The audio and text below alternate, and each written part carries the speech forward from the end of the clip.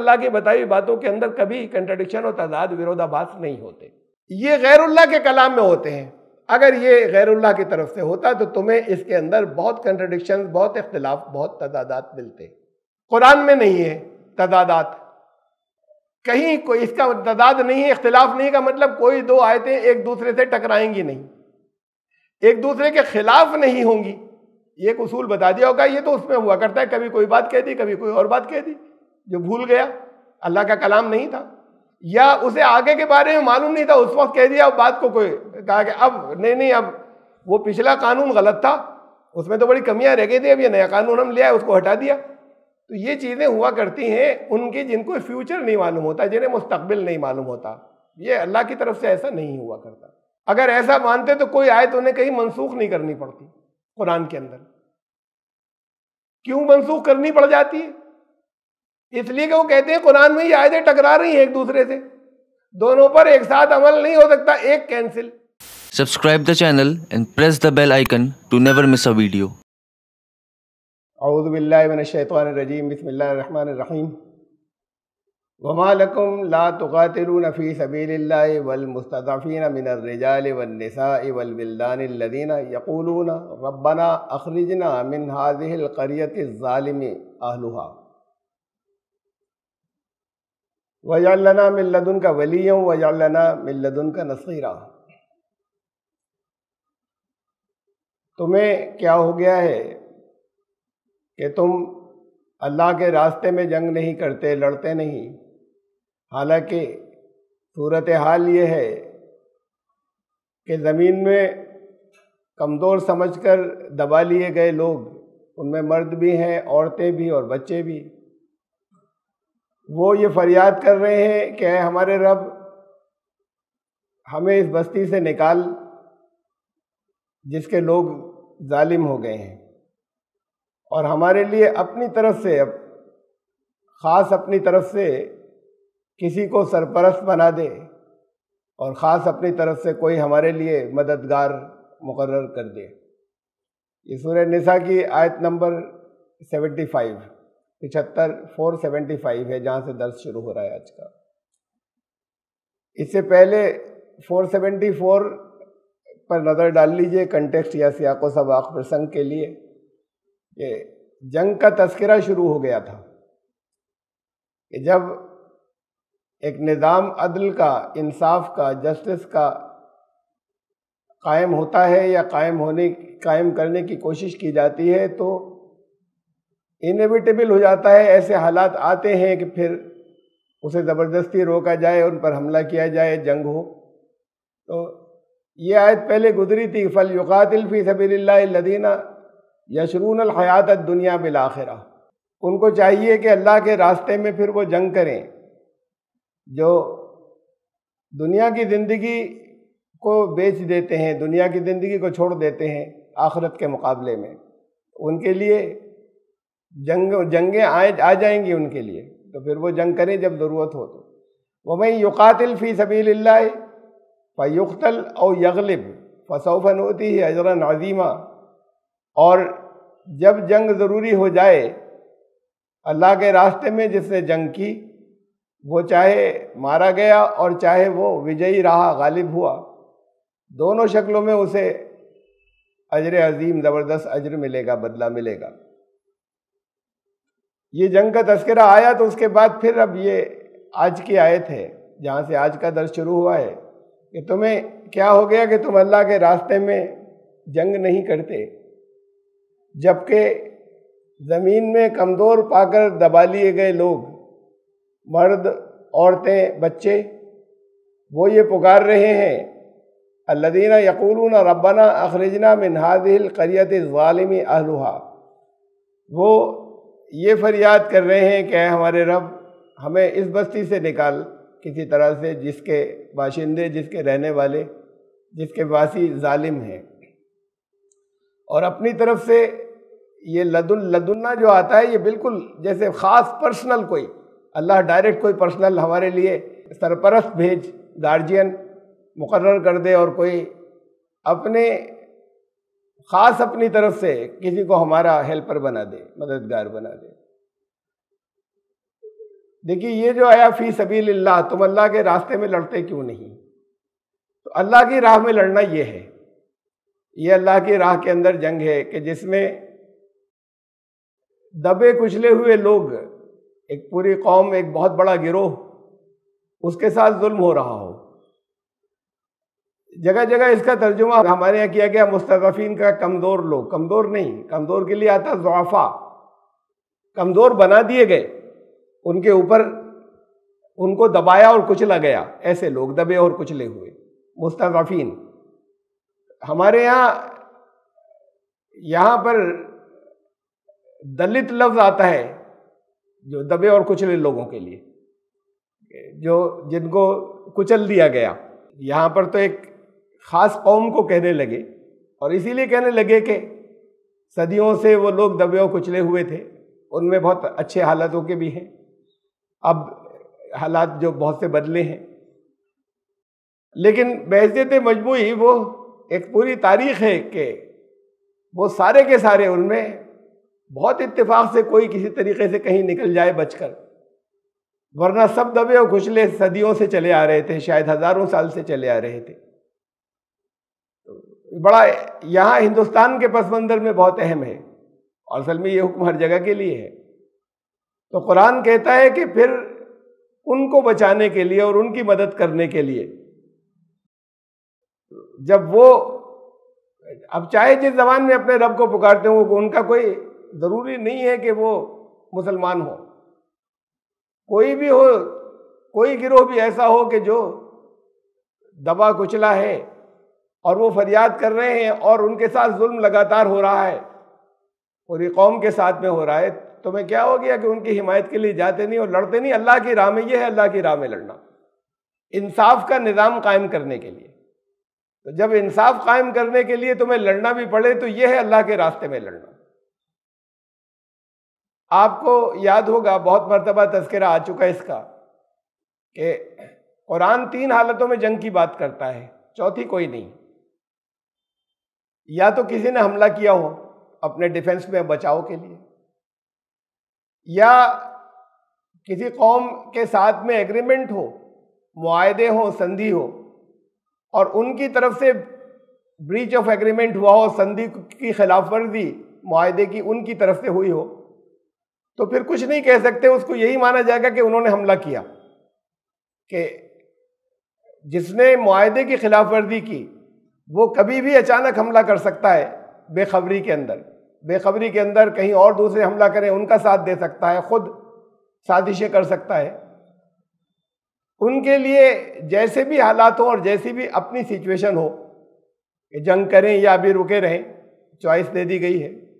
और एक कंडीशन ये है कि कहीं यह ऑफेंसिव वार, कि जाकर लड़ो, उनके लिए क्यों नहीं निकलते तुम और जाते क्यों नहीं? अल्लाह के रास्ते में लड़ना है कि जुल्म ख़त्म करके इंसाफ कायम करो। अगर लोगों पर एन मास सामूहिक तौर पर अगर अत्याचार कहीं हो रहा है और वो लोग पुकार रहे हैं, नजरें गड़ाए हुए हैं, तुम्हारे पास फरियादें भेज रहे हैं, खुद अपने तौर पर वो अपने मालिक को पुकारते रहते हैं और बिलखते रहते हैं, तो ये अल्लाह के रास्ते में लड़ना हुआ कि उनके लिए जाते क्यों नहीं।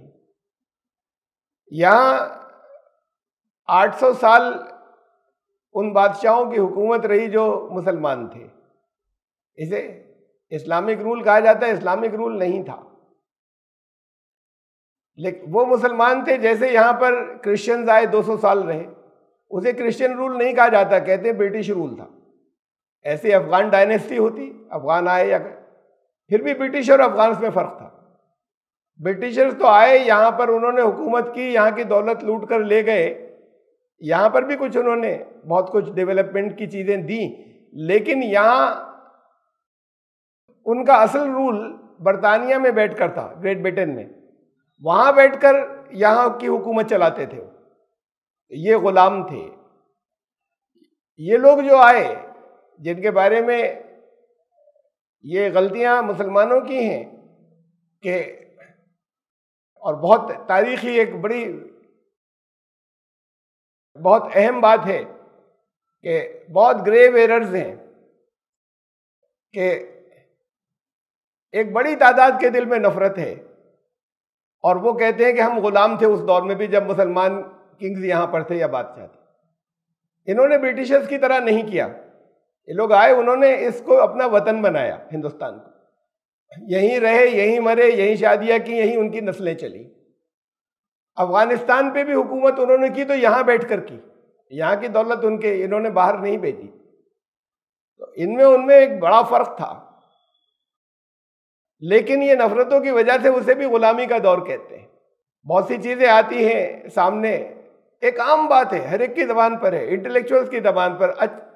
ऐसे लोग जो नफरत की जबान नहीं बोलते, लेकिन बहरहाल जो बुरी चीज है उसे बुरी कहते हैं, उनके भी जहन में यही है, बचपन से ठूसा गया है। हजारों मंदिर तोड़ दिए उन्होंने, हजारों मंदिर, जिन्हें 800 साल हुकूमत रही, हजारों क्या कोई रहता ही नहीं यहाँ पर मंदिर, उनके जाने के बाद एक भी नहीं बचता। अगर वो एन मास मंदिर तोड़ने वाले लोग होते, सैकड़ों मंदिरों की लिस्ट, तो सबसे ज्यादा इस लिस्ट में नाम आता है औरंगजेब का, और मैं औरंगजेब का जरा सा भी हामी नहीं हूं, जरा सा भी फेवर करने वालों में से नहीं हूं। वो भी एक रूलर था, जैसे और रूलर्स हुआ करते हैं। हमारे यहाँ डेमोक्रेसी में जैसे आज के रूलर्स हैं, बहुत से लोग पसंद नहीं करते उन्हें, और बहुत से लोग ऐसे हैं जो समझते हैं कि उनके साथ ज्यादतियां होती हैं। वो भी एक रूलर था, तब तो डेमोक्रेसी भी नहीं थी। उसने, उसकी जाती जिंदगी जैसी भी हो, वो जैसे कुछ कट्टर मुसलमान कहलाते हैं, इस तरह की शायद थी।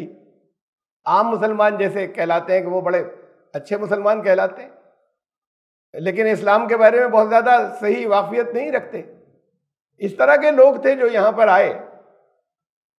सैकड़ों मंदिरों की लिस्ट तो मौजूद है, नामों के साथ में, जगहों के साथ में, जिनको औरंगजेब ने जागीरें दी, जिनको औरंगजेब ने बास जगह बनवाया, एड दी, बास को बड़ी बड़ी जागीरें दी। कोई लिस्ट, हजारों तो छोड़िए, कोई 150 की भी लिस्ट मौजूद नहीं है नामों के साथ में। अब पिछले लोगों ने लिख दिया हो कि हजारों तोड़ दिए, और वहां से पढ़कर और सारे में प्रचार किया जाए। कभी कोई लिस्ट नहीं आई कि कौन से तोड़े, कोई सैकड़ों ही की लिस्ट मिल जाती। सैकड़ों बनाने की तो लिस्ट है, जो सैकड़ों बना रहा है या बनवा रहा है या जागीरें जो दे रहा है, वो तोड़वाने वाला नहीं होता। हाँ, कुछ मंदिरों को तारीख, वो बिल्कुल ऑथेंटिक तारीख के अंदर है कि चंद मंदिरों के ऊपर एक दो पर हमले भी किए। ये उस एक दो का नाम है जिसकी वजह से सारे के अंदर ये प्रचार किया गया, और वो एक दो साजिशों के गढ़ थे। साजिशों से मतलब, मैं उसे, वो लोग अपनी आज़ादी की बात कहते होंगे, जब कोई रूलर होता है उसके खिलाफ, रूलिंग पार्टी या रूलिंग जो किंग होता है उसके नज़दीक वो साजिशी होते हैं जो हुकूमत के खिलाफ कुछ प्लानिंग कर रहे होते हैं। इनके अड्डे अक्सर मजहबी मकामात बनते हैं। तो मजहबी मकामात, वहाँ बनारस के अंदर जब वहाँ पर ये इंफॉर्मेशन मिली कि साजिश हो रही है, तो उनके ऊपर हुए हमले। और जब उन्हें, ऐसी थोड़ी कोई आने देगा अंदर जो लोग पोजीशंस लिए हुए होते हैं, वो जब बंद कर लेते हैं तो दीवारें भी तोड़ी जाती हैं, तोड़कर, और फौजें जिस तरीके से घुसती हैं अपना बचाव करते हुए। यहाँ हिंदुस्तान में हुआ ना, डेमोक्रेसी में हुआ। मिसेस इंदिरा गांधी ने गोल्डन टेम्पल के ऊपर आर्मी से हमला किया, वो ऑपरेशन ब्लू स्टार उसका नाम रखा गया। बहुत बड़ा ऑपरेशन था वो, बाकायदा जंग हुई उसके अंदर। और उसके अंदर जाहिर बात है कि फिर कोई गोल्डन टेम्पल के अंदर फौज ऐसे डायरेक्ट सामने से घुस नहीं सकती थी, घुसने, वो तो बंद था। तो फिर उसके ऊपर गोलाबारी भी की गई, उसको तोड़ा भी गया। तो ये यहां पर हुआ हिंदुस्तान के अंदर, यहां की डेमोक्रेसी के अंदर हुआ, इसलिए कि हुकूमत के खिलाफ वहां पर एक बहुत पावरफुल गिरोह अंदर बन गया था, जिसने एक तरीके की पैरेलल गवर्नमेंट बना ली थी। और वो खालिस, मैं उनके मजहबी नुक्ते नजर से अलग बात कर रहा हूं, सिखों के, कि एलानिया वो खालिस्तान के क़याम की बात करते थे, आज भी करते हैं, चाहते हैं बहुत से बड़ी तादाद में सिख, मैं इसकी बात नहीं कर रहा। लेकिन हुकूमत जब मालूम होगा और एक ग्रुप ऑर्गेनाइज हो गया और उसने प्रैक्टिकली उसने एक पैरेलल गवर्नमेंट भी कायम कर ली, तो उस पर तो वो हमला करेगी हुकूमत, उससे तो निकालेगी उसको, या तो सिख निकाल कर हवाले कर देते, वरना हुकूमत हमला करेगी।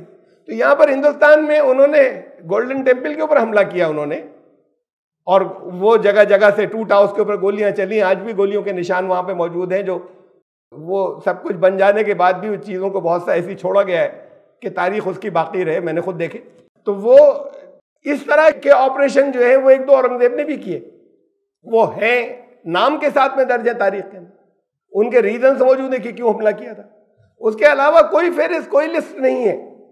ये दिलों के अंदर ठूंसा गया है और भरा गया है और हर एक उसको ईमानदारी से मानता है, ऑनेस्टली मानते सारे हिंदू के। इन्होंने हजारों मंदिर तोड़े थे, बहुत सी और तारीखी गलतियां हैं। अगर इन्होंने, मैं उनका तस्करा यहां नहीं कर रहा, ब्रिटिशर्स के आने तक उन्होंने तो कुछ किया, बचाने की कोशिशें की उन लोगों को जो दलित कहलाते थे, जो आज दलित कहलाते हैं। और उस वक्त वो हरिजन भी गांधी जी ने नाम दिया था, और उससे पहले के जो शूद्र कहलाते थे पहले, तो उनको बचाने की कुछ बातें उन्होंने थोड़ी बहुत की ब्रिटिशर्स ने। इन्होंने नहीं किया जो मुस्लिम रूलर्स थे, इनका ये उनके मजहब का अंदरूनी मामला है। तो दिल्ली में तख्त के ऊपर तो वो रूलर्स बैठे, लेकिन गांव गांव के अंदर रूल जो था वो उनका था, जो ऊंची जात वाले जो उनके ऊपर जुल्म करते थे उसमें ये दखल नहीं देते थे। अगर इन्होंने दखल दिया होता उस जुल्म को, ये इसलिए कि कुरान कहता है कि जुल्म तुम्हें रोकना था, उनके पास पावर थी। तो अगर तुम्हारे पास पावर हो, अगर किसी दूसरे मुल्क में होते तो तुम फौज लेकर हमला करते सिर्फ इसलिए उनको बचाने के लिए।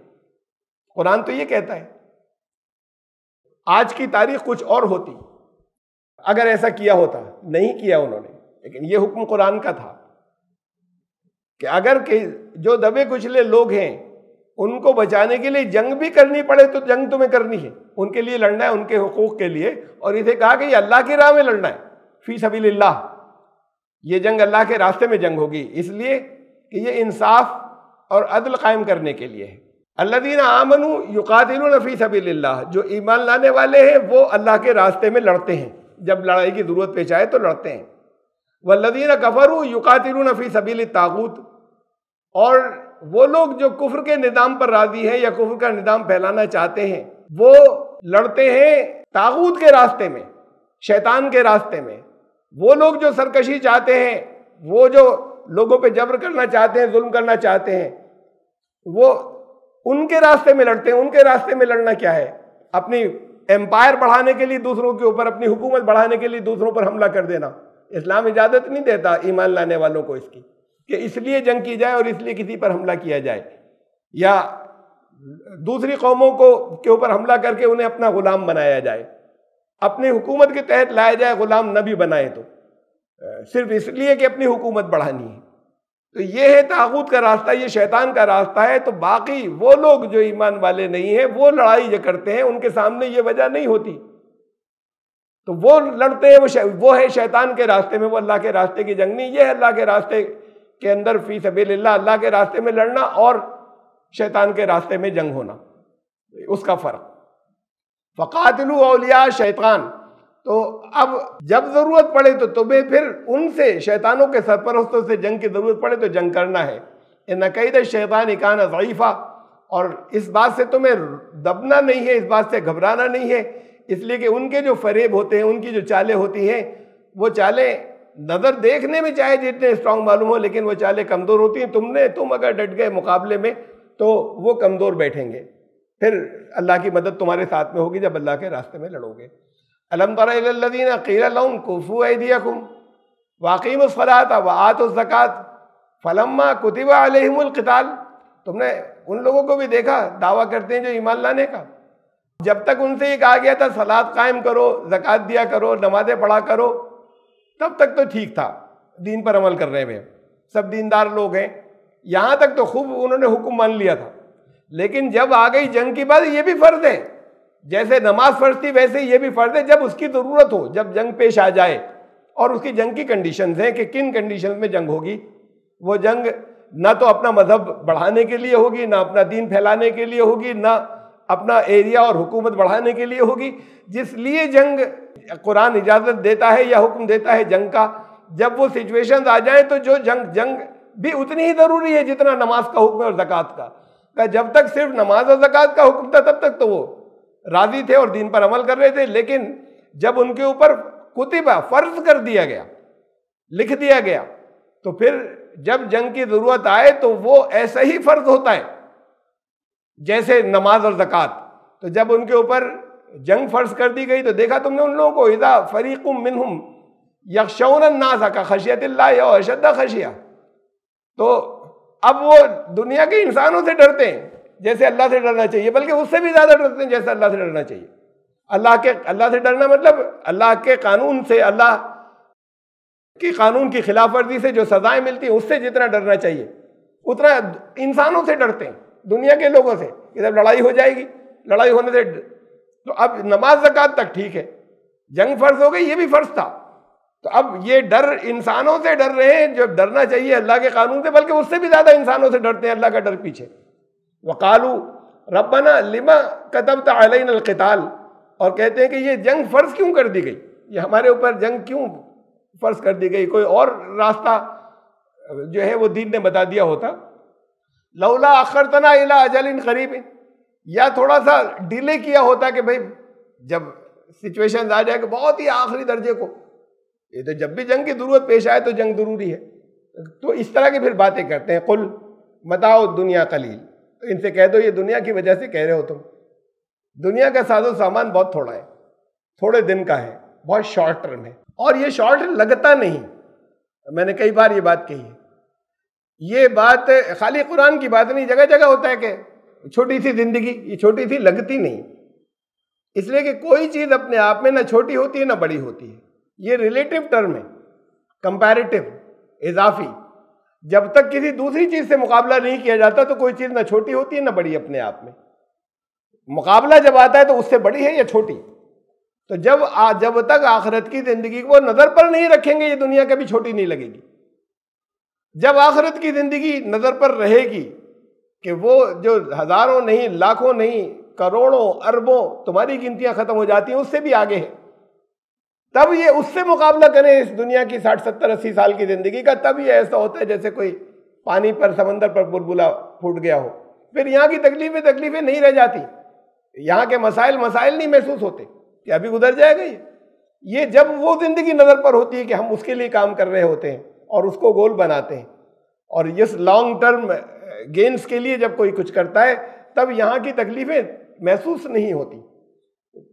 तो इनको बताओ कि ये कितनी छोटी ज़िंदगी है, ये बताना तो आखिरत से होगा। वल आखिरत तो खैरुल लिमन तक़ा, और वो जो ज़िंदगी बात को आ रही है, तक़वा इख्तियार करने वाले अगर तक़वा इख्तियार करते हैं तो उनके हक़ में वो उनको मालूम होना चाहिए कि वो ज़िंदगी बहुत बेहतर है, वो जानते हैं इस बात को, जो अल्लाह के कानून की खिलाफ वर्जी से बचते हैं। वला तुज़लमून फतीला, और तुम्हारे साथ किसी के साथ भी ज़र्रा बराबर, रत्ती बराबर, धागे बराबर भी जुल्म नहीं किया जाएगा, ज़्यादती नहीं होगी इनसे। ये तुम्हें जंग में झोंका जा रहा है, ज़्यादती नहीं की जा रही।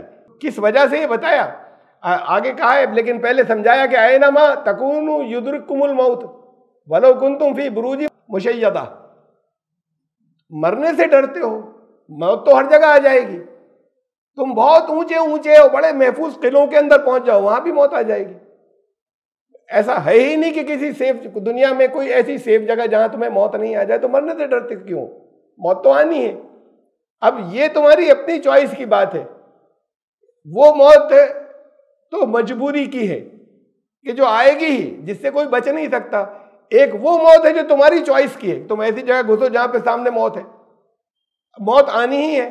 ये बहुत ही, इसका अंजाम बहुत ही बेपना खुशनुमा है, इसका अंजाम बेपना खुशगवार है इस मौत का जो तुम्हारी चॉइस से हो। और वो जो तुम मजबूरी में तुम्हें आकर घेर ले, ये मौत तो आती है सबको। तो चाहे जितने महफूज किलों के अंदर हो, तुम बच नहीं सकते जहां कहीं भी हो।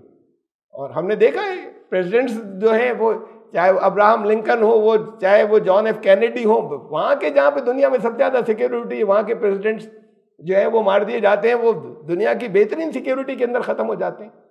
तो हमारे यहाँ मिसेस इंदिरा गांधी का कत्ल हुआ और मर्डर हुआ, तो वो उनके अपने कहीं बाहर भी निकल कर नहीं गई थी, तो अपने उसके अंदर के जो सचमुच किला था एक पूरा, जो सिक्योरिटी जो थी उसके अंदर उनके गार्ड्स ने मार दिया, जो खुद उनके पर्सनल गार्ड्स थे जो उनकी हिफाजत के लिए, तो उन्होंने उनको ख़त्म कर दिया या मार दिया। मौत तो तुम्हें उस जगह भी आ जाएगी जहां तुम अपने आप को बेपनाह सेफ महसूस करते हो। तो भाई मौत से डरने की वजह से, लड़ने से, लड़ाई से डरते हो। व इन तुसिबहुम हसनतुन यक़ूलू हाज़ी मिन इंदिल्लाह, और इन लोगों का ये जो खाली ही कहते हैं बस नमाज ज़कात तक ठीक है, ये जंगमंग की बातें हमसे ना करें। जब इंसाफ कायम करने के लिए तो हर एक के ऊपर जंग फर्ज हो जाती है जब ज़रूरत पड़ती है उसकी। तो अगर इन तुसिबहुम हसनतुन यक़ूलू हाज़ी मिन इंदिल्लाह, इनका एटीट्यूड ये है इस तरह के लोगों का कि फिर जब किसी तरह का कोई अगर गेम्स होते हैं, फायदे आते हैं सामने, तो कहते हैं कि हाँ अल्लाह का बड़ा फर्ज है, ये अल्लाह ने सब कुछ दिया। वहीं तुसिबुहुम सय्यअतुन यक़ूलू हाज़िही मिन इंदिक, और कोई सेटबैक आ जाए, कोई परेशानी में गिराव आए, ये गिराव परेशानियां वक्ती होंगी, लेकिन अगर ये आए कहते तुम्हारी वजह से हो गया, तुम्हारे अहकामात की वजह से हो गया, ये जो किया था, वरन अगर सब कुछ ठीक रहे, चाहे उनकी राय के खिलाफ हो, तो हाँ ये अल्लाह ने बड़ी हिफाजत की। और अगर कहीं जरा सा भी सेटबैक आए कि ये इनकी वजह से हो गया, रसूल की वजह से हो गया, इन्होंने हुक्म ऐसा दे दिया था ना। तो एटीट्यूड ये होता है, जबान से नहीं कहें तो दिल में होता है कि भाई अगर ऐसा नहीं करते, ये स्ट्रैटेजी गलत बना दी थी। या और फिर रसूल के जानिशीन होते हैं मुख्तलिफ के, उनको फिर ब्लेम करना जहनों के अंदर अपने, चाहे वो जबानों से करें चाहे जहनों से। तो कि अगर भलाई आई तो उन्होंने कहा हाँ अल्लाह हमारे साथ में है, और अगर कुछ सेटबैक्स आए तो ये इनकी गलत पॉलिसीज की वजह से, इनकी गलती की वजह से, कुल्लु मिन इंदिल्लाह कह दो, ये दोनों चीजें अल्लाह की तरफ से होती हैं। देखिए कुरान शरीफ में जगह जगह कहीं आया, इसमें भी आगे आएगा, इससे पहले आ भी चुका है। भलाई सब अल्लाह की तरफ से होती है, बुराई तो तुम्हारी अपनी तरफ से होती है। यहाँ पे क्या कुल्लु मिन इंदिल्लाह, सब अल्लाह की तरफ से होती है। ये कोई कंट्रडिक्शन है यहाँ पर? असल में वो जहां अल्लाह की तरफ से होती है भलाई, अल्लाह के कानून के मुताबिक होती है, बुराई तुम्हारी अपनी तरफ से होती है, वो भी अल्लाह के कानून के मुताबिक होती है, लेकिन तुम्हारे अपनी वजह से। तो उसको क्या है ना कुल्लु में, ये जो कुछ है सब अल्लाह के कानून के मुताबिक होता है। इनसे कह दो कि दोनों चीजें, भलाई बुराई जितनी तुम्हें पहुंचती हैं, ये दोनों अल्लाह के कानून के मुताबिक हैं, दोनों अल्लाह की तरफ से आती हैं। ये ऐसा नहीं कि ये रसूल की वजह से आ गए, वो भी अल्लाह की तरफ से आई अगर कोई तकलीफ कभी पहुंची। फमा लिहाउलाइल कौमे ला यकादून यफ़क़हून हदीसा, कैसे लोग हैं ये इन्हें क्या हो गया? ला यकादून यफ़क़हून हदीसा, किसी बात को समझ कर नहीं देते। क्या एटीट्यूड है ये? मा असाबका मिन हसनतिन फमिनल्लाह, इसे समझ लो कि तुम्हें जो भी परेशानी मुसीबत, जो भी तुम्हें भलाई तुम्हें मिलती है, जो भी फायदा तुम्हें मिलता है, जो खुशगवारी तुम्हें पहुंचती है, वो अल्लाह की तरफ से होती है, अल्लाह की तरफ से होती है, अल्लाह के निज़ाम की तरफ से होती है। वमा असाबका मिन सय्यतिन फमिन नफ्सिक, और जो तकलीफें पहुंचती हैं वो भी अल्लाह की तरफ से होती हैं, पीछे आ चुका, अल्लाह के कानून के मुताबिक होती हैं, तुम्हारी अपनी गलतियों की वजह से होती हैं, तुम्हारे सोचने के अंदाज की वजह से होती हैं, तुम्हारी नफ्सियात की वजह से होती हैं, इससे जो तुम भाग रहे हो जब हुक्म दिया गया तुम्हें। तो वारसलना का लिन्नास रसूला, और तुम्हें हमने दुनिया के तमाम इंसानों के लिए दुनिया के रसूल बनाकर भेजा। दुनिया बड़ी अहम बात है ये।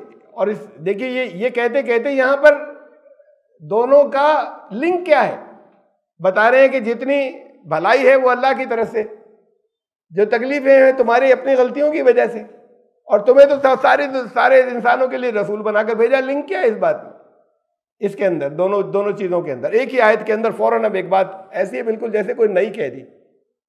ये हमेशा ये कुरान ने आपके इंटेलिजेंस के ऊपर छोड़ा है कि ये फिल इन द ब्लैंक्स, खाली जगहों को, रिक्त स्थानों को आप पूरा कर लीजिए। तमाम ये जो जंग तुमसे कहा गया कि कमजोरों के लिए लड़ो जाकर, जिन लोगों को दबाया कुचला जा रहा है उनके लिए जंग करनी पड़े तो जंग करो, ये कुरान के, अल्लाह के नजदीक, खुदा के नजदीक, उस जिसने रसूल बनाकर भेजा, मोहम्मद सल्लल्लाहु अलैहि वसल्लम को जिसने बनाकर भेजा, उसके नजदीक वो खाली सिर्फ मुसलमानों के लिए नहीं भेजा। अगर ये कि साहब ये तो गैर कौम है, अब इनके लिए हमें लड़ना जा रहा है, कह रहे हैं अल्लाह के रास्ते में लड़ो, उनका सबका खुदा है वो। अगर कहीं जुल्म हो रहा है तुम्हें उनको बचाना है, जमीन पर अदल और इंसाफ कायम करना है, तमाम दुनिया के इंसानों के लिए भेजा था रसूल को। ये तो गलतफहमी तुमने फैला दी कि ये गलतफहमी तुम्हारी वजह से होने हो गए कि सिर्फ उनके। अगर कहीं पर लोगों के साथ जुल्म हो रहा है, अदल का निज़ाम कायम करना है, तो वो चाहे ईमान वाले हो चाहे नहीं हो, वो मुसलमान हो या ना हो, कहीं अगर जुल्म लोगों के ऊपर हो रहा है तो अल्लाह ने उनके लिए, उनकी भलाई के लिए भी भेजा इस रसूल को। तो इसलिए यहां पर ये बात खास तौर से तवज्जो दिलाई। और फिर जो रसूल के जानिशीन हैं, असल में रसूल के रसूल हैं, लेकिन बुनियादी तौर पर वो भी हर चीज अल्लाह की तरफ रेफर की जाती है, वो भी अल्लाह की तरफ से हैं। तो वो भी समझ लें इस बात को कि तुम्हारे नजदीक भलाई जो है वो तमाम इंसानों की, और तमाम इंसानों के लिए तुम्हें रहमत बनाकर भेजा, और तमाम इंसानों के की भलाई के लिए काम करना है। तो इसलिए अगर कहीं इसका मौका आए कि कमज़ोरों, वो चाहे जिस मज़हब के हों, कमज़ोरों के लिए तुम्हें लड़ना भी अगर पड़े, तो तुम किसी एक गिरोह के नहीं थे, किसी एक पार्टी के लिए तुम्हें भलाई के लिए नहीं भेजा था। कुंतुम खैरा उम्मतिन उखरिजत लिन्नास, तुम हो बेहतरीन उम्मत, तुम्हें दुनिया के सारे इंसानों के लिए भेजा गया है। जैसे खास तौर से नाम लेकर रसूलुल्लाह सल्लल्लाहु अलैहि वसल्लम को पिन पॉइंट करके कहा गया कि आपको सारे जहानों के लिए भेजा, सबके लिए भेजा गया, तो ऐसे तुमसे भी कहा गया, तो तुम्हें दुनिया के सारे इंसानों के लिए निकाला गया है, उनकी सबकी भलाई के लिए। ये नहीं कि किसी एक गिरोह की खाली भलाई की बात करोगे, इंसाफ को हटा दोगे, तो फिर ये तो कॉम्युनलिज्म हो जाएगा, ये फिरका परस्ती हो जाएगी, ये सांप्रदायिकता हो जाएगी। वकफ़ा बिल्लाहि शहीदा, और अल्लाह की गवाही इस बात के लिए काफ़ी है कि तमाम इंसानों की भलाई के लिए भेजा गया। अल्लाह ने बताया, जब जिसने भेजा वो बता रहा है कि सबकी भलाई के लिए भेजा गया, इसके लिए किसी इससे पूछने की ज़रूरत नहीं है। अल्लाह का रसूल तो अल्लाह ने बताया कि हमने तमाम इंसानों की भलाई के लिए भेजा, किसी एक ग्रुप की भलाई के लिए नहीं। वमन युतिर रसूला फ़क़द अता अल्लाह, जिसने रसूल की इताअत की उसने यकीनन लाज़मन उसने अल्लाह की इताअत की। ये मज़मून काफ़ी दूर से बार बार इस बात की तरफ तवज्जो दिलाते चली आ रही है बात कि रसूल की इताअत और अल्लाह की इताअत क्या दो अलग अलग चीज़ें। मैं ये पहले बहस गुजरी कि कुछ लोग कहते हैं और अल्लाह की इताअत कहाँ से की जाएगी, अल्लाह के कलाम, तो अल्लाह की इताअत हो गई। रसूल की इताअत की कहाँ से की जाएगी, रसूलुल्लाह सल्लल्लाहु अलैहि वसल्लम ने जो कुछ कहा हमसे, वो हम तक जो कुछ पहुंचा वो हमें सुन्नत से और हदीस से मिलता है। कुरान कह रहा है कि जिसने रसूल की इताअत की उसने अल्लाह की इताअत की। ये दो इताअतें जो लोग सवाल करते हैं, क्या ये दो इस्लाम हो गए, क्या ये दो अलग तरह की इताअतें हो गई? दो नहीं है, ये एक दूसरे की डिटेल है, एक दूसरे की तफसील है। तफसील की पड़ती है जरूरत और डिटेल की पड़ती है जरूरत, और वो भी अल्लाह के हुक्म से ही है। तुम्हें जो एक इन प्रिंसिपल, एक सैद्धांतिक रूप में जो हुक्म दे दिया गया, अब ये रसूल करके दिखा देंगे कि किया कैसे जाए, इसका प्रोसीजर क्या होगा, तफसीलात क्या होंगी। कोई खास एक हुक्म दे दिया गया, अब खास तौर से डिफरेंट सिचुएशन में करना क्या है, वहां पे कहा कि इनकी रसूल की इताअत करना। तो जिसने रसूल की इताअत की उसने अल्लाह की इताअत की, तो वो भी अल्लाह ही की इताअत है। वमन तवल्ला, और जिसने पीठ फेरी, फमा अरसलनाका अलैहिम हफीज़ा, तो फिर हमने तुम्हें जोर ज़बरदस्ती करने वाला, उनके ऊपर निगरानी करने वाला, उनके ऊपर चौकीदार बनाकर नहीं भेजा। न करे इताअत, अगर नहीं करेगा तो वो अपना नुकसान करेगा। बहुत से नुकसान यहाँ इस दुनिया के अंदर हो सकते हैं, हुए हैं, होते रहे हैं तारीख के अंदर, और जिन्होंने रसूलों की इताअत नहीं की और इसके बाद होंगे। तो तुम्हारा काम, तो रसूल की इताअत तो कुरान ने, अल्लाह ने कह दिया कि तुम्हें रसूल की भी इताअत करनी है, और जिसने पीठ फेरी तो हमने तुम्हें, यानी ज़बरदस्ती तुम्हें नहीं करनी है। ये ख़ास तौर से वादे कर दिया कि दीन लादा नहीं जाएगा, तुम्हारे पास पावर होगी तो भी उसे तुम बाय फोर्स उनके ऊपर इम्प्लीमेंट नहीं करोगे जो उस पर अमल नहीं करना चाहते, सिवाय पैनल उन चीज़ों के जो पैनल कोड में आती हैं, यानी ऐसे जराइम जिससे दूसरों को नुकसान पहुंचता है, वहाँ तो सजाएं रखी जाती हैं, वहाँ रोका जाता है कि तुम नहीं करोगे ये, वहाँ स्टेट रोकती है, जिसके पास पावर होती है वो रोकता है, उसके लिए कानून बनाता है। लेकिन उसके अलावा जितने अखलाकी कोई जराइम है, दीन को नहीं मानना है, अकायदे, और सबसे बड़ा जिसे कुरान कहता है सबसे बड़ा गुनाह या सबसे बड़ा जुल्म तो शिर्क है, कोई सजा नहीं है उसकी यहाँ दुनिया के अंदर। तो तुम जबरदस्ती नहीं कर सकते, तुम्हें उनके ऊपर निगरान बनाकर नहीं भेजा गया, नहीं करते, इताअत ना करें। हर एक को चॉइस है इस बात की पूरी, इसे बहुत वाज़ेह तौर पर कुरान जगह जगह कहता है। तो यक़ूलून ताअ, दावा तो करते हैं हम बड़ी इताअत करते हैं, ये दावा है, लेकिन ये एटीट्यूड जो है ये इताअत के खिलाफ है। आगे जो बताया जा रहा है, फ़इज़ा बरज़ू मिन इंदिका बय्यत ताइफ़तुम मिनहुम गैरल्लज़ी तक़ूल, और जब निकलते हैं तुम्हारे पास से, दावा पूरा इताअत का है, तो अपने अलग ग्रुप की मीटिंगें करते हैं रातों में, और रातों को मशवरे होते हैं उसके अंदर कि जो कुछ तुम कहते हो उसके खिलाफ होते हैं मशवरे के, तो सब कुछ गलत कर रहे हैं जो कुछ भी कर रहे हैं। लेकिन एटीट्यूड ये है, और ज़बानी दावा ये है कि हम बहुत आगे बढ़ने के बाद इताअत करने वाले हैं। तो कुरान कहता है ये रातों को मशवरे होते हैं बैठकर उसके खिलाफ जो तुम कहते हो, वल्लाहु यक्तुबु मा युबय्यितून, वो ये नहीं जानते कि अल्लाह का कानून सब कुछ लिख रहा है। वो ये समझते हैं कि तुम्हारे कानों में नहीं पड़ेगी, तुम्हारे कानों में तो नहीं पड़ेगी, ये उनका ख्याल है। लेकिन क्या अल्लाह के कानों में भी नहीं पड़ेगी? यानी अल्लाह के हुक्म से तो इताअत कर रहे थे, वरना तुम्हें कौन मजबूर कर रहा है कि इताअत करते?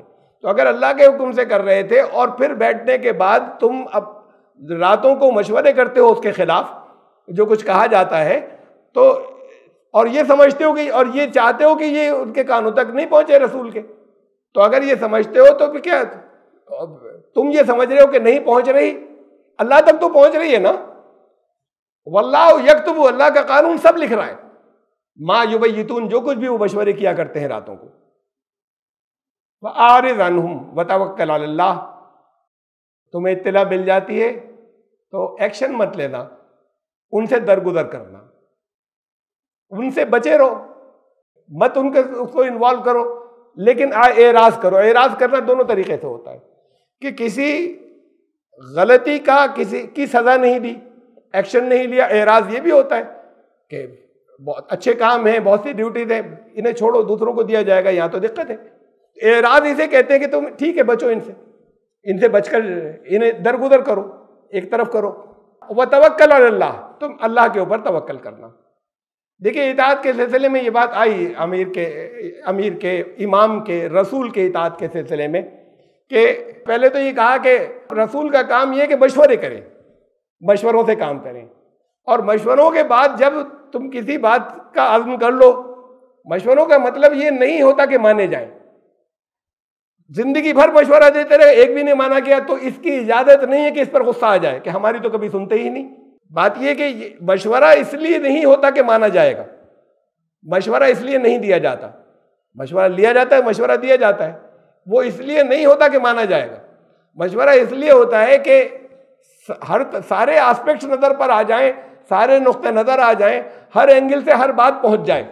अब उसमें फैसला जो अमीर है, इमाम है, रसूल है, फैसला वो करेंगे, इसलिए कि तुमने कुछ चीज़ें दी हैं, कुछ औरों ने भी दी हैं, मशवरे दिए हैं। जो उन्होंने मशवरे दिए वो मुमकिन है ज़्यादा बेहतर हो, जो मशवरे दिए उनमें से कहीं से नहीं, कोई और न्यूज़ दूसरी जगह से आई। अब ये जहाँ पर के जितना हम सेंटर की तरफ जाते हैं, मरकज़ की तरफ जाते हैं, वहाँ इंफॉर्मेशन सबसे ज़्यादा होती है, वो वहाँ पर इंफॉर्मेशन सब तरफ से आती है, तो उसकी रोशनी में फैसला होता है। इसलिए भी मशवरे की ज़रूरत है कि इंफॉर्मेशन और मिल जाए। बस हम एक्शंस क्या लेने नहीं जहन में आए, वो एक रास्ता भी मिल जाए और ओपन हो जाए और समझ में आ जाए। मशवरा इसलिए होता है, मशवरा इसलिए नहीं होता कि मानना होगा, या कभी तो मानिए।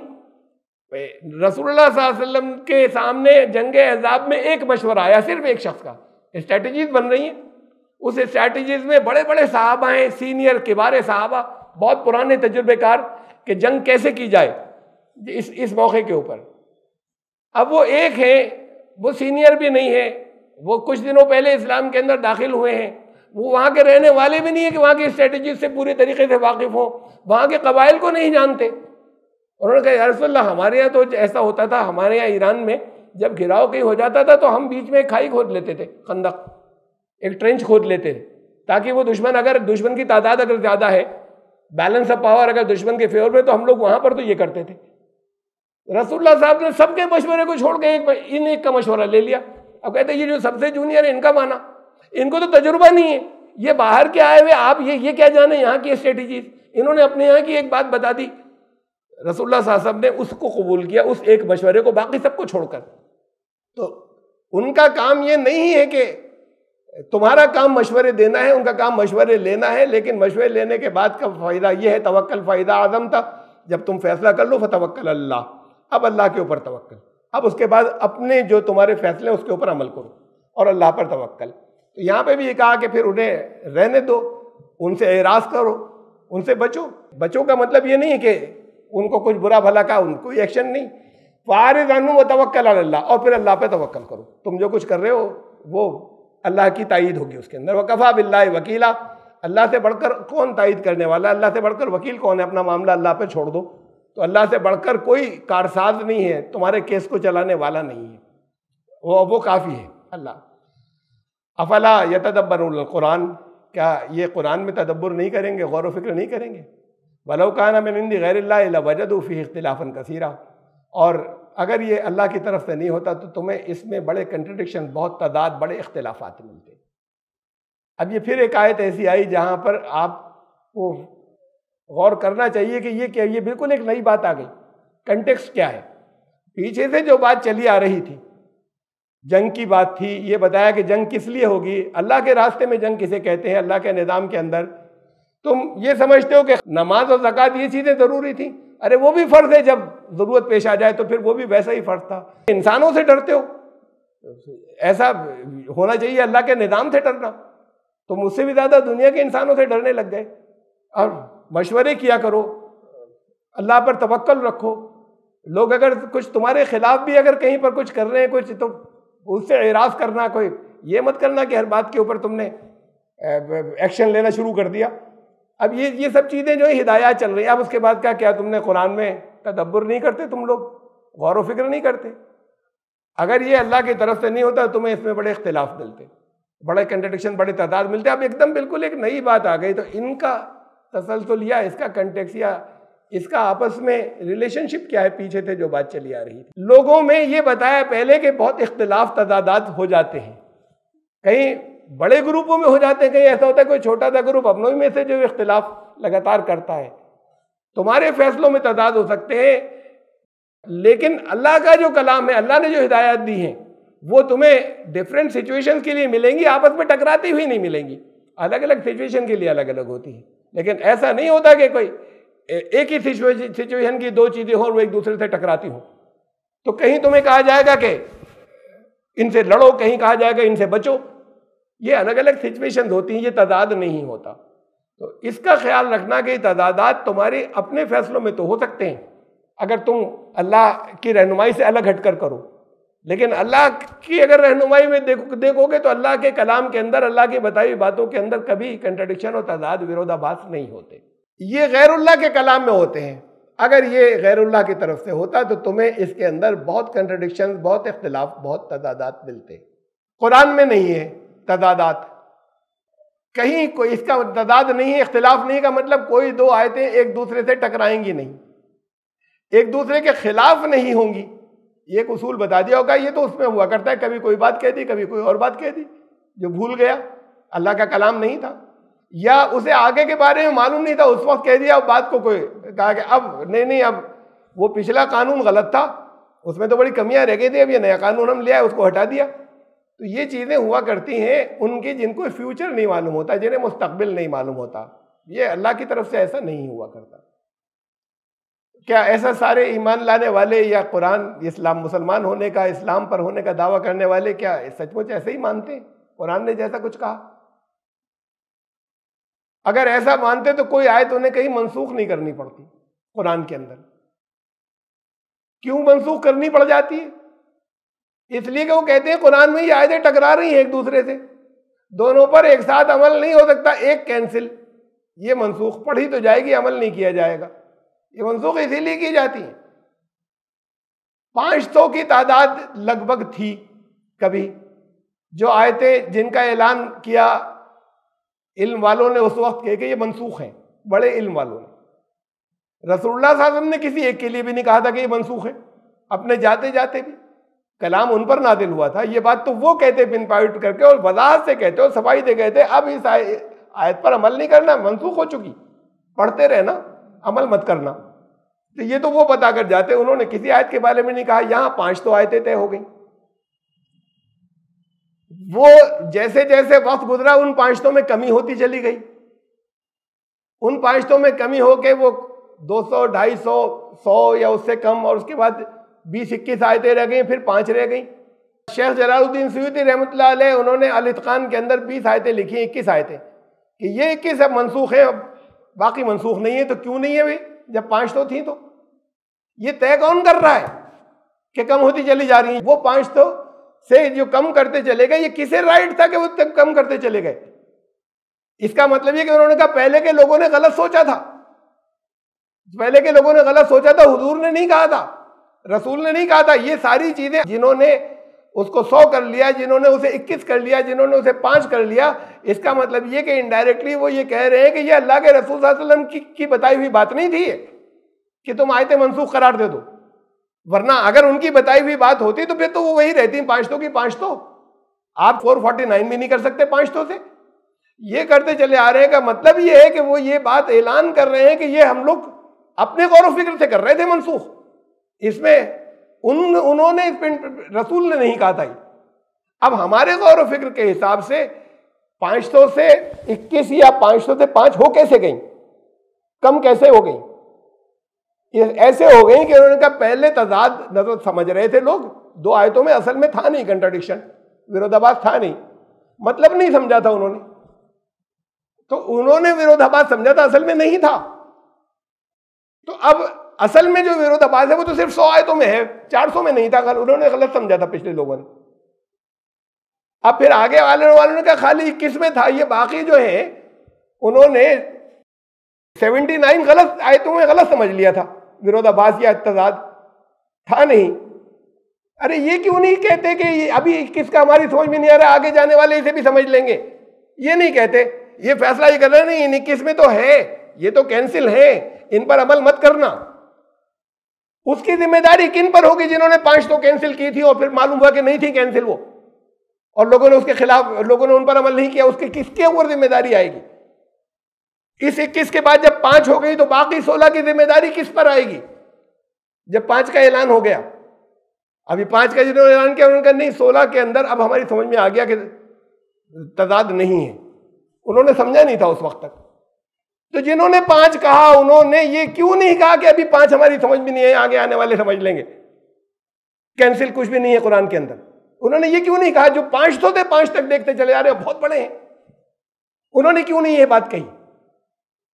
देखिए उन 21 या 20 आयतों में से जो शेख जलालुद्दीन सुयूती रहमतुल्लाह अलैह ने, जिनको अल-इत्कान में उनकी किताब है अल-इत्कान फी उलूमिल कुरान, उसके अंदर जिन आयतों को लिया है 865 और 866, उनका 865 सूरह अनफाल की आयत नंबर 65 ये आई थी, नाजिल हुई, मनसूख हो गई।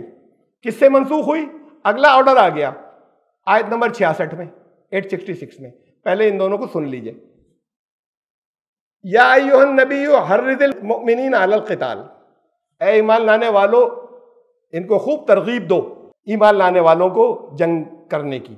अब ये ऐसी अलग से अगर जब गैर मुस्लिम पढ़ते हैं ना, कहते हैं देखिए कितनी खतरनाक बातें कुरान में लिखी। तरगीब जंग की सिचुएशन जब आए उससे किसी को भागना नहीं, फर्ज है, लेकिन फिक्स है और ऐलान की हुई है और वाज़ेह तौर पर बता दी गई, डिफाइन कर दी गई कि जंग कब होगी और किन हालात के अंदर जंग करनी होगी। ऐसे किसी को मारने की इजाजत नहीं। एक शख्स को भी अगर मारा, चाहे वो मुसलमान हो चाहे ना हो, अगर ऐसे मारा कि जो हक के खिलाफ था, कहा कि ऐसा है जैसे पूरी इंसानियत का कत्ल कर दिया।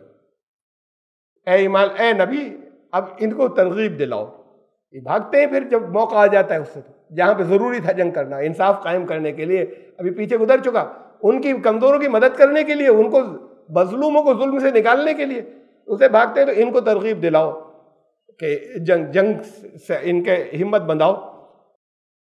इन यकुम मिनकुम 20 साबिरून यगलिबू मिअतैन, ये दुश्मन की तादाद से डरते हैं ना कि उनकी ज्यादा है तुम कम हो। इनसे कहना कि तुम्हारे पास 20 आदमी हो साबित कदम रहने वाले, डटे रहने वाले, पक्के बिल्कुल, तो वो 200 पर गालिब आएंगे। यगलिबू वो गालिब होंगे मिअतैन 200 के ऊपर। कितने हो गए? 10 गुने, 10 गुने के ऊपर भारी हो जाएंगे। अगर 20 होंगे 200 के ऊपर भारी पड़ेंगे, और अगर 100 होंगे वहीं यकुम मिनकुम मिअतुन यगलिबू अल्फम मिनल्लज़ीना कफरू बिअन्नहुम कौमुन ला यफ़क़हून। तो फिर वो जो कुफ्र करने वाले उनके 100 अगर ये हुए, लेकिन हुए हर कीमत पर साबित कदम रहने वाले, तो 1000 पर भारी पड़ेंगे उन लोगों के ऊपर। इसलिए कि वो बात को प्रिंसिपल्स नहीं है उनके पास। जहां प्रिंसिपल्स होते हैं वहां अल्लाह की मदद आती है। समझते नहीं वो लोग बात को, तो अल्लाह की मदद उनके साथ नहीं होगी। ये 100 1000 पर, यानी वही 10 गुने, तो ये अपने से 10 गुने के ऊपर 10 गुने भी होंगे तो अल्लाह की मदद आएगी, और अल्लाह की मदद आएगी और यही सरबुलंद हो गए, और यही अगर जंग हो गई तो इनकी जीत होगी। ये 865। अब अगली आयत, अलाना खफ़फ़ल्लाहु अन्कुम, अब अल्लाह ने तखफीफ कर दी, बोझ हल्का किया तुम्हारा। वालिमान नफ़ीकुम ज़ौफ़ा, जिस दर्जे की इस्तिकामत होनी चाहिए ऐसी सब में नहीं है, कुछ में है, बहुतों में नहीं है। तो तुम्हारे अंदर अल्लाह ने देखा प्रैक्टिकली कि तुम्हारे अंदर कमजोरी है, ज़ौफ है। अब देखिए, ये तारीखी एतबार से ये सूरह अनफाल जो नाज़िल हुई जंग बदर के बाद हुई है, तकरीबन फौरन बाद जंग बदर के। जंग हो चुकी है, जंग के मैदान जंग के बीच में नहीं आ रहे हैं काम, बाद में आ रहे हैं। कहा कि अल्लाह ने ये महसूस किया, देखा, तुम्हारे तर्ज अमल से देखा, यानी अल्लाह तो जानता ही था, लेकिन तुम्हारे तर्ज अमल ने साबित कर दिया कि सब नहीं है तुम में मुकम्मल साबित कदम, इसमें कमजोरियां भी हैं लोगों के अंदर। वही यकुम मिनकुम मियतुन साबिरतुन यगलिबु मियतैन, तो कमजोरी के दिनों में भी ये तो होगा, ईमान लाने वाले अगर हक के लिए लड़ने के लिए जाएंगे तो चाहे जितने उनके साबित कदमी में कमी हो उनकी, तो वो अपने से दुगने के ऊपर भारी पड़ेंगे। 100 हो तो 200 के ऊपर 10 गुना पर होते अगर सारे के सारे जो है उसके अंदर साबित कदम रहने वाले होते। लेकिन अगर ये नहीं भी है तब भी अगर सही कॉज के लिए लड़ने गए तो अल्लाह की मदद होगी, 200 पर फिर भी गालिब हो जाएंगे अपने से दुगने के ऊपर। वहीं यकुम मिनकुम अल्फुन, और अगर हो तुम 1000, यगलिबु अल्फैनि बिइज़्निल्लाह, तो 2000 पे भारी होंगे दुगने पर। वल्लाहु मअस साबिरीन। आयत नंबर 65 में ये कहा था सूरह अनफाल की कि तुम 10 गुने के ऊपर भारी होगे, लेकिन अगर तुम में अब कमजोरी है, सारे के सारे साबित कदम नहीं है, तो दुगने पर तो फिर भी भारी होगे। ये मिनिमम है, कम से कम। और इसके बहुत से एस्पेक्ट्स हैं, पहलू इस आयत की तफसीर के, उसे छोड़ रहा हूं इसलिए कि इसे तो मैंने दरमियान में इन आयत को इनकी तफसीर करने के लिए नहीं लिया। ये मैं आपको ये बता रहा हूं कि इसमें से आयत नंबर 66 से आयत नंबर 65 मनसूख हो गई, ये माना जाता था। और ये 500 में से काटते काटते जब वो लिस्ट 20-21 तक रह गई तो ये उनमें से है, ये मनसूखी उस 20-21 की लिस्ट में से। आयत 66 ने आयत 65 को मनसूख कर दिया। अब जरा सा ये देखिए कि एक सूरह अनफाल करीब करीब पूरी की पूरी तभी नाजिल हुई एक साथ, ये नहीं कि कुछ टुकड़े पहले आ रहे हैं, कुछ बाद को आ रहे हैं, कुछ जंग बदर के बाद नाजिल हुई। और यहां पर उसके फौरन बाद अगली ही आयत के अंदर पहले में कहा जा रहा है कि तुम 10 गुने पे भारी हो गए, अगली में कहा जा रहा है कि लेकिन अल्लाह ने देख लिया तुम हो कमजोर, इसलिए अब दुगने पर भारी हो गए। तो अब ये कहते हैं इससे वो पिछली वाली मनसूख हो गई। क्या मनसूखी है इसके अंदर? अगर सब बेपर आखिरी दर्जे के साबित कदम होते तो कुरान कह रहा है 10 गुने पे भारी होते, लेकिन ये हालत तुम्हारी नहीं है सबकी, तो तुम दुगने पर तो फिर भी हो गए कमजोरी आ जाने के बावजूद। ये बात कही कि इसमें मनसूखी की क्या बात आ गई थी? उनको लगा कि नहीं, पहले कहा था 10 गुने पे भारी हो गए, अब कह रहे हैं दुगने पर, तो वो 10 गुने वाली बात कैंसिल, ये दुगनी जो है इसको रखो। तो वो आयत ही कैंसिल, सिरे से मनसूख पढ़ा जाएगा और बाकी उससे कोई नतीजा नहीं निकाला जाएगा किसी भी तरह का, कोई उससे अहकाम नहीं किए जाएंगे उससे। अब तो ये 866 है। और फौरन बाद, अगर फौरन बाद ही आनी थी तो उसकी जरूरत क्या थी पहले की? अगर मनसूख होनी थी तो भाई कुछ अरसे बाद होता कि अब ये देख लिया हमने, उसके हिसाब से लोग अमल नहीं कर पा रहे हैं पिछली के एतबार से, वो मनसूख हो गई, अब ये अगली आ गई, अगली ही आयत आ रही है पिछले को मनसूख कर रही, क्या तुक है?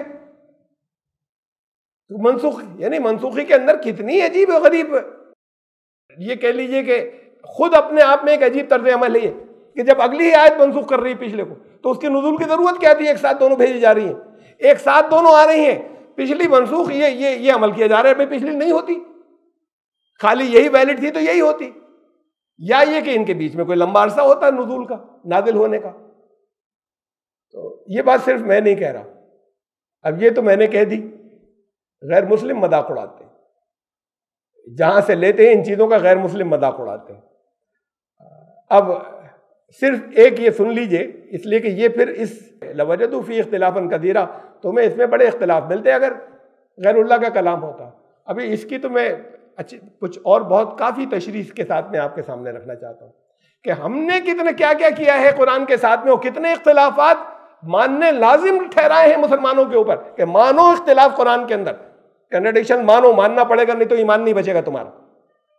तो फिर अभी इसमें दरमियान में आज, ये तो इंशाअल्लाह हम आइंदा जारी रखेंगे, लेकिन आज एक गैर मुस्लिम का देख लीजिए। फिर ये गैर मुस्लिमों को जो मटेरियल मिलता है कहां से मिलता है? सलमान रुश्दी को कहां से मिला था? हमारी तफसीरों से।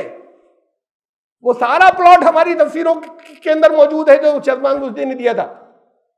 जो सैतानिक वर्सेस के नाम से, शैतानी आयात के नाम से आया था, उसका बेसिक प्लॉट जो है वो थीम जो है हमारी तफसीरों से गया है। मैं वो मौजूद नहीं है तो इस वक्त छोड़ रहा हूं मैं उसे। इसके ऊपर मैं आपको दिखाना चाहता हूं, खास इस आयत के ऊपर से, ये जिसमें आयत नंबर 66 से आयत नंबर 65 मनसूख हो गई। 65 नाजिल ही नहीं की होती।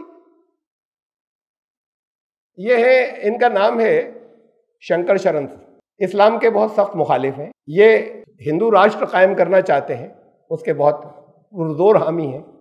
जो कुछ भी पुरानी किताबें हैं उनकी हर चीज जो है वो तो कहते हैं पुराने जमाने में नहीं, आज भी वैलिड है। मनुस्मृति वगैरह मैंने खुद सुनी इनकी बातें इनकी तकरीरों के अंदर। लेकिन आज तक मैंने जितने इस्लाम के मुखालिफिन को सुना उसमें ये सबसे मुहज्जब आदमी, सबसे कल्चर्ड आदमी।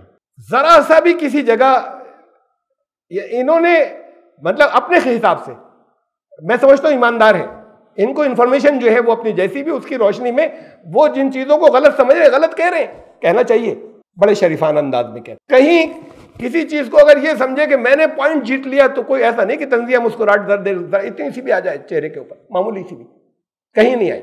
मैंने बहुत सी चीजें देखी, इनकी दलीलें देते हैं कि ये चीजें गलत हैं इस्लाम की, वो सचमुच ऐसे ही समझते हैं तो कहते हैं। बहुत मुहज्जब अंदाज होता है और वाकई सलीके से जैसे दलीलें दी चाहिए वैसे दलीलें देते, मैं बहुत अप्रिशिएट करता हूं। देखिए जरा सा इस आयत के ऊपर क्या कहा इन्होंने। ये जो मैंने हवाला दिया, जो उन 20 आयतों में से जो मनसूखी रह गई थी जलालुद्दीन सुयूती रहमतुल्लाह अलैह। लेकिन अल्लाह जैसे उचित समझता है वैसे तुमको भेजता है, लेकिन पूरी कुरान वहां फिक्स रखी हुई है। कहाँ रखी हुई है? मतलब इनका मतलब लोहे महफूज में है, वहां से इससे पहले है, लंबा था ये 2 घंटे का था, जिसमें से मैं आपको ये 3 मिनट सुना रहा हूँ। बहुत सी दलीलें इन्होंने दी कि कुरान खुदा का कलाम नहीं है, तो उसमें इन्होंने ये कहा कि ये लोहे महफूज से कुरान ये बताते हैं मुसलमान, या कुरान में लिखा हुआ है कि लोहे महफूज से उतरता रहता है, बाकी पूरा लोहे महफूज में है। लेकिन अब यहाँ डाउट ये है, और पहले से जुमले को सुन लीजिए कि मोहम्मद द्वारा कही गई अनेक आयतें जो तात्कालिक घटना घट रही है उसके हिसाब से आती है। तो अगर वो पहले से तैयार है कुरान, तो ये घटनाओं के हिसाब से आयतें क्यों आती हैं? तो इसलिए ये सीधा डाउट होता है कि ये पूरी कुरान जन्नत में कहीं लिखी हुई है, ये डाउटफुल है। और उसका एक ऐसा प्रमाण जो कि आप कोई खुद भी जांच सकता है। एक तो वो सब भी है जो अभी जैनब और जैद वाली घटना है, जो जिस पर प्रॉफिट की बीवी ने कहा कि लगता है अल्लाह आपकी इच्छा के हिसाब से आयतें भेजने के लिए बैठा रहता है पहले से। तो ये सब डाउट्स यही दिखाते हैं कि जैसी जैसी मोहम्मद को जरूरत पड़ती थी वैसी वैसी आयत आ जाती थी। तो ये साफ दिखाता है कि कुरान कहीं रेडीमेड तैयार नहीं है। ये ऐसी चीजें सब हमारी हदीसों से मिलती हैं। हजरत ज़ैनब से जब निकाह किया, कुरान में आया कि अल्लाह ने, ये अल्लाह के कानून में ये ऐसे ही है और तुम्हें अमल करके दिखाना है। उन्होंने तलाक दे दी, मुंह बोला बेटा असली बेटा नहीं होता, तुम इनसे निकाह करो। तो हदीसों में है ये। रसूलुल्लाह के हजरत आयशा ने कहा कि अल्लाह को तो आपकी पसंद की, मतलब मैं वो एग्जैक्ट अल्फाज नहीं है कि आपके लिए बड़ी सहूलतें देता रहता है, मतलब आपकी पसंद की तो बड़ी परवाह करता है, जो आपको अच्छा लगता है वही आ जाता है। ये मफहूम, जो मुझे अल्फाज असल याद नहीं, उसका ये हवाला दे रहे हैं कि ये तो असल में ये तो उनकी बीवी नहीं, कि इनडायरेक्टली कह दिया कि जैसी आपकी पसंद होती है वही चीज़ होती है। तो आप तो इनका कहना है कि ये असल में इन्हीं की लिखी हुई होती थी। जैसी मोहम्मद को जरूरत होती है वैसी आयत आ जाती है, या मोहम्मद खुद वैसी आयत बोल देते हैं। तो एक उसका प्रूफ ऐसा है जो खुद कोई भी आज भी चेक कर सकता है। अभी भी कुरान सूरा नंबर 8 आयत नंबर 65 और सूरा नंबर 8 आयत नंबर 66। तो सूरा नंबर 8 की 65-66 जो आयत है, ये पीछे जो छोटे से नजर आ रहे हैं ये एंकर हैं, ये आर्य समाजी, मतलब ये प्रोग्राम कंडक्ट कर रहे हैं इस वक्त। ये इमेज बड़ी होके इनकी आ रही है, ये इनसे सवाल किए गए, ये जवाब दे रहे हैं उसके। वो एंकर आर्य समाजी है, वो ये आर्य समाजी नहीं है शंकर शरण जी। लेकिन चूंकि ये इस्लाम के खिलाफ अपनी दलीलें देते हैं, बात करते हैं, तो इसलिए इन्होंने बुलाया है। अब आप देखिएगा बीच में कि जरा जरा सी बात आती है तो वो मजे भी लेता है, तंजिया मुस्कुराता भी है। ये इन्होंने कहीं, मैंने और देखी इनकी किसी जगह इन्होंने मजाक नहीं उड़ाया, इन्होंने दलील रखी है। वो आप पढ़िए तो आपको साफ दिख जाएगा कि ये अल्लाह की चीज शायद नहीं हो सकती। मैं खोलता हूँ जी, पहली आयत कहती है 8.65, मुसलमानों को लड़ने के लिए कहो, 100 मुसलमान 1000 काफिरों पर भारी पड़ेंगे। जी ये है। लेकिन जब ये कह दिया गया तो प्रॉफिट ने देखा कि अरे तो सामने वाले लोग बेचारे बड़े निराश हो गए, क्योंकि वो तो रोज लड़ रहे थे, हमला करने जाते थे और अटैक करते थे, तो लड़ाई होती थी, एक दो बार उनको हार भी हुई, एक आध बार उनको खतरा भी हुआ, तो उनको आइडिया हो गया कि ये तो बहुत भारी हो गया, अगर 100 हम इधर हम रहेंगे और 1000 काफिर रहेंगे तब तो। अरे देखिए, ये जंग के बीच में नहीं आई है, जंग से फौरन पहले भी नहीं आई है, जंग के बदल के फौरन बाद आई है ये। अब जाहिर है कि कुरान में जैसे उसके हिसाब से ये तो अलग है जमाना, जब उसकी बात है कब आई थी, इसे छोड़े। लेकिन जब कुरान कोई पढ़ेगा तो ये कहेगा ये पढ़ने वाला के वो लोग बड़े निराश हो गए, तो अब जीतने के चांस नहीं है, तो उनका मुंह उतर गया। तो उसके तुरंत बाद जो आयत नंबर 8 है और ये सूरा नंबर 8 है और उसकी अगली आयत है 66, वो कहते हैं अल्लाह ने तुम्हारा भार हल्का कर दिया, तुम 100 मुसलमान 200 काफिरों पर भारी पड़ोगे अल्लाह की इजाजत से। तो 100 मुसलमान 1000 काफिरों पर भारी पड़ेंगे, ये पहली आयत है। और दूसरी आयत कहती है कि 100 मुसलमान 200 मुसलमानों पर भारी पड़ेंगे। तो ये साफ दिखाता है कि सामने जैसी स्थिति होती है वैसी आयत प्रॉफेट मोहम्मद बोलते हैं।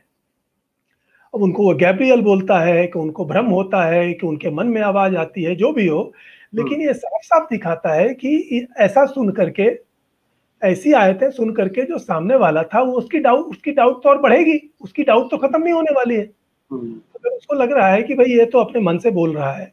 तो जब आप ऐसे ही परिस्थिति मुताबिक बार बार बात बदलोगे तो ये तो कोई भी समझ जाएगा कि ये बदली जा रही है। तो ये भी एक एविडेंस है 8.65 और 8.66 की क्षण भर में बात बदल जाती है। ये है बात, क्षण भर में बात बदल जाती, बराबर में फौरन दूसरी आयत रखी है, तो आप लोग तो अकीदत से पढ़ रहे हैं, जब उसके बाद तो इसलिए दिमाग में ये बात नहीं आती। वरना असल बात ये कि अगर ये तय कर दिया जाए कि इसमें पहली वाली मनसूख है तो आयत नाज़िल क्यों हुई है। ये तो फिर जैसे ये कह रहे हैं, ये इनके जहन में जो कि इंटरप्रेट कर रहे हैं वो अपनी जगह पर, एक न्यूट्रल आदमी तो ये कहेगा कि एक आयत उन्होंने अपनी तरफ से रखी थी कि अल्लाह के पास से आई है, ये देखा कि लोग तो घबरा रहे हैं इससे 10 गुने से लड़ना पड़ जाएगा, तो उन्होंने कहा नहीं तुम दुगनी ही है तुम्हारे लिए, और पिछली कैंसिल, फौरन ही आ गए, उनके क्षण भर में बात बदल रही। तो ये तो दिखाता है कि कोई कुरान रेडीमेड बन करके वहां तैयार नहीं है, क्योंकि बन करके तैयार होती तो ये कंफ्यूजिंग और रिवाइजिंग आयतें तुरंत क्यों होती। तो ये कुरान को ही गलत दिखाता है, और उसका मतलब है कि ये प्रॉफेट मोहम्मद की अपनी बात थी। तो अभी ये हम जारी रहेगी हमारी ये आयत नंबर सूरह निसा सूरह नंबर 4 और आयत नंबर 82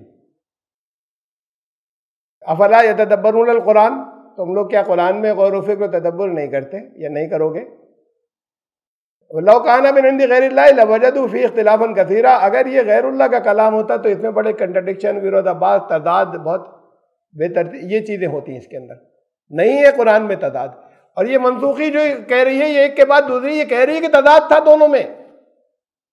मैंने तो आपको बताया कि तो एक उसूल दोनों आयतों को मिलाकर कुरान ने रखा था, कोई तदाद नहीं था, कोई मनसूख नहीं है कि अगर तुम सारे के सारे लोग मुकम्मल साबित कदम हुए तो 10 गुने पर भारी पड़ोगे। हुआ है तारीख में 10 गुने नहीं, अल्लाह का वादा मदद का 10 गुने के ऊपर है। ये नहीं कि उससे ज्यादा होगी तो मदद नहीं आएगी, आ भी सकती है, लेकिन तुम अपने दुनिया के एतबार से उससे ज्यादा से मत टकराओ।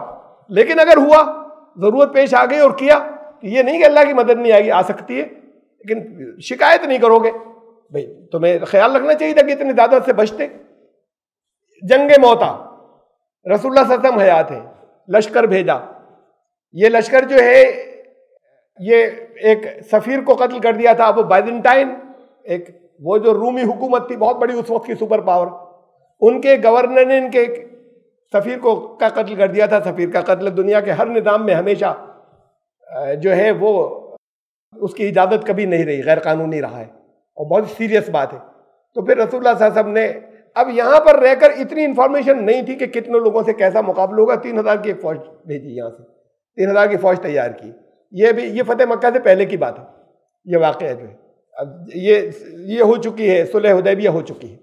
तो लगभग शायद सन 7 हिजरी की बात होगी। सुलह हुदैबिया सन 6 हिजरी में हुई, फतेह मक्का सन 8 हिजरी में। तो रसूल सल्लल्लाहु अलैहि वसल्लम ने लश्कर तैयार करके भेजा हज़रत ज़ैद की सिपह सालारी में, कहा कि अगर ये ज़ैद शहीद हो जाएं तो फिर हज़रत जाफ़र बिन तैयार सिपह सालार वो होंगे। और हमारे शिया रिवायात के मुताबिक पहले कमांड जो थी हज़रत जाफ़र के हाथ में थी और सेकंड फिर ज़ैद लेंगे। तो और उसके बाद फिर थर्ड अब्दुल्ला बिन रवाहा, अगर वो भी ना रहे, शहीद हो जाए तो फिर ये, यानी ये जो इस तरीके से पहले नहीं हुआ कभी कि नॉमिनेट करके दिया हो एक, फिर दूसरा, फिर तीसरा, और उसके बाद कोई हो तो फिर तुम लोग अपने में से तय कर लेना। तो इसका मतलब ये कि ये था उनके जहन के अंदर के बहुत सख्त जगह ही, वरना इससे पहले एक कमांडर गया वहीं पर तय कर लेंगे अगर वो शहीद हो गया तो। बहरहाल वो तीनों एक एक करके शहीद हो गए।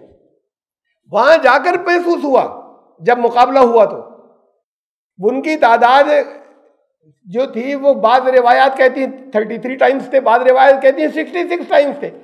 कुछ रिवायात तारीख की कहती हैं कि उनकी तादाद 1 लाख थी, ये 3000 थे, और कुछ कहती हैं 2 लाख थे।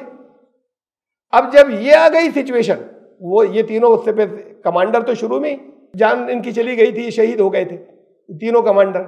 तो जैसे ही मशवरा अंदर हुआ आपस में, तो लोगों ने खालिद बिन वलीद से कहा कि आप कमांड ले लीजिए। शाम का वक्त हो गया था, रात को नहीं लड़ते थे, एक पहले एक नॉर्म था, फौजें आ गई, अब दिन को फिर लड़ाई शुरू होगी। इन्होंने ये किया, खालिद बिन वलीद ने पहले तो अलग अलग अपने हिसाब से बड़े बड़े स्ट्रैटेजिस्ट थे, जबरदस्त वार स्ट्रैटेजिस्ट, और फिर एक ग्रुप, एक अच्छी खासी तादाद को भेजा पीछे पहाड़ियों के पीछे, और उनसे कहा कि अपना झंडा बदलो, दूसरे कलर का, दूसरी तरह का, बिल्कुल क्लियर अलग झंडा मालूम हो, और वहां से सुबह को आना और बहुत जोर की आवाजें करते हुए, धप-धप करते हुए, बड़ी धूलें उड़ाते हुए। तो अब वो सुबह को उधर से वो लोग आए, फिर यही अपने ही लोग जो उधर चले गए थे, पीछे छुप गए थे, आए।